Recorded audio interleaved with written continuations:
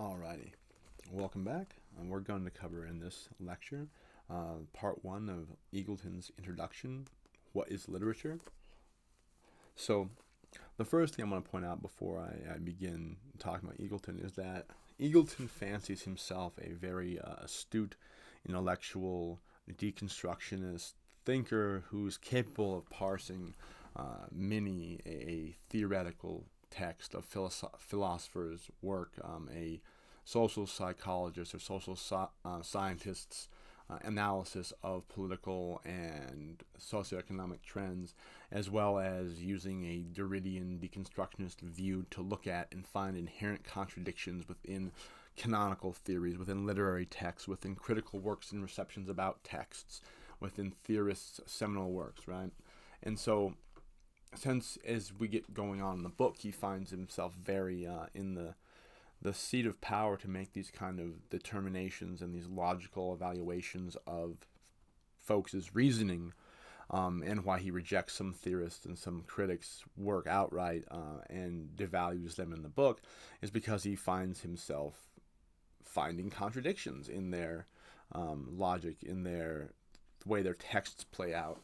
And so when as I'm going to do at the beginning of Eagleton's introduction to what is literature, take up a gripe I have with him, it's not because I'm trying to be nitpicky or don't like Eagleton a lot or something like that. It's merely because, like, it seems to me that one should at least attempt to practice what they preach or put into action what they theorize about. And so there's a certain unquestionable intellectual laziness in the beginning, the very first sentence of this book, that I just wanted to draw into the forefront and see how it runs along with his other arguments further along in this collection. It just seems bizarre to me that this has survived to this edition of the book, and it's, I don't know, you'll see what you think too. Okay, so the first sentence in the book, right?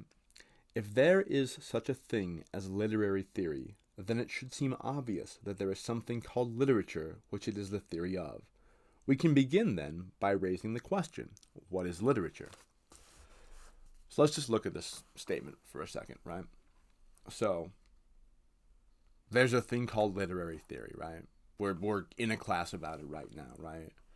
So it should be obvious that there's a thing called literature then, right? There must be a thing called literature if there's a theory about it, right?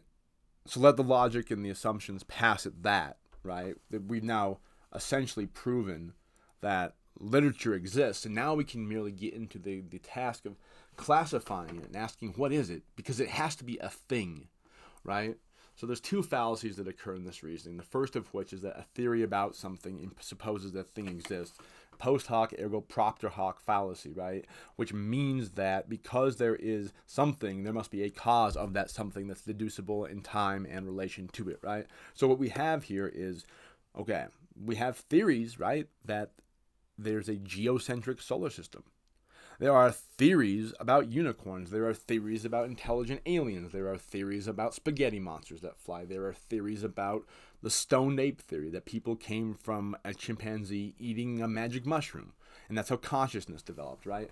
Like, there are theories about all kinds of things that don't actually exist. In fact, things that don't actually exist, all you can really have about them is theoretical explanations, because there is no practical explanation for them or pragmatic implication of them, because they don't exist, right?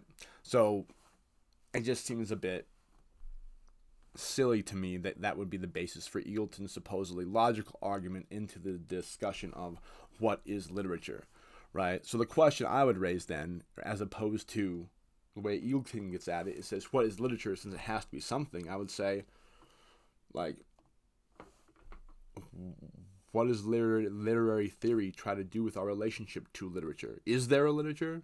Like, is literature a thing? And as we'll find out, I think it's obvious from the beginning, right? And Eagleton will argue kind of subversively that there's no set thing we can call literature, right? It's not a codified list of attributes or qualities or characteristics that something has. You check 3 out of 5 off, and it's literature. If you don't hit 3 out of 5 boxes, it's not literature, right?